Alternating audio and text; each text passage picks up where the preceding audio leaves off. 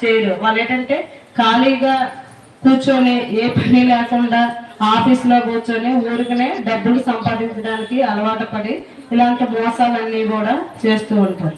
Next చదువుకోలేని వాళ్ళు ఈ రోజుల్లో ప్రతి ఒక్కరు కూడా ఏటీఎం అనేది ఉంది. అంటే చదువు వచ్చినా రాకపోయినా బ్యాంకుకి వెళ్ళి డబ్బులు డ్రా చేసుకోవడం అంటే ఆ రోజంతా పనిపోద్ది. అదే ఏటీఎం కార్డు ఉంటే మనకు నచ్చితే అప్పుడు తీసుకోవచ్చు అని చెప్పేసి అందరి దగ్గర కూడా ఏటీఎం కార్డ్స్ అనేవి ఉన్నాయి. చదువు రాని వాళ్ళు ఏం చేస్తారు, ఏటీఎంస్ దగ్గరికి వెళ్ళి ఎవరినైనా హెల్ప్ అడుగుతారు. బాబు నాకు డబ్బులు తీయడం కాదు, కొంచెం సాయం చేయండి అని చెప్పేసి. అక్కడ ఏ విధమైన మోసాలు జరుగుతున్నాయి, అక్కడ మనము ముక్కు మోహం తెలియని వాళ్ళకి ఎవరికి కూడా డబ్బులు డ్రా చేయమని ఇవ్వకూడదు. ఎందుకంటే అక్కడ ఎటువంటి అయిపోయినామంటే మన ఏటీఎం కార్డు అనేది అవతల పర్సన్ కి మనము డబ్బులు డ్రా చేయమని ఇస్తాం.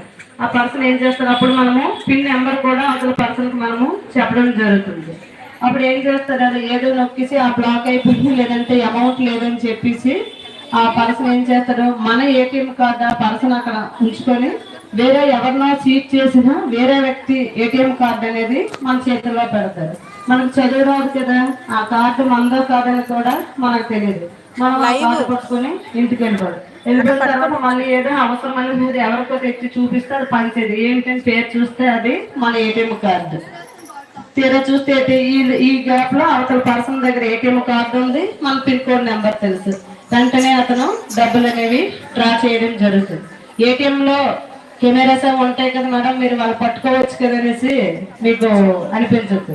ఏటీఎం లో కెమెరాస్ ఉంటాయి కానీ ఏం చేస్తారు, అలా అలవాటు పడిన నేరస్తులు కాబట్టి ఆ ఏటీఎం లో వాళ్ళ ఫేస్ కానీ వాళ్ళ ఐడెంటిటీ కానీ ఏమి పడకుండా వాళ్ళు జాగ్రత్త పడే వాళ్ళు చేయవలసిన మోసాలను వాళ్ళు చేసి మన ఏటీఎం కార్డు కొట్టేసి మన డబ్బుల్ని పట్టుకొని వెళ్ళిపోతారు.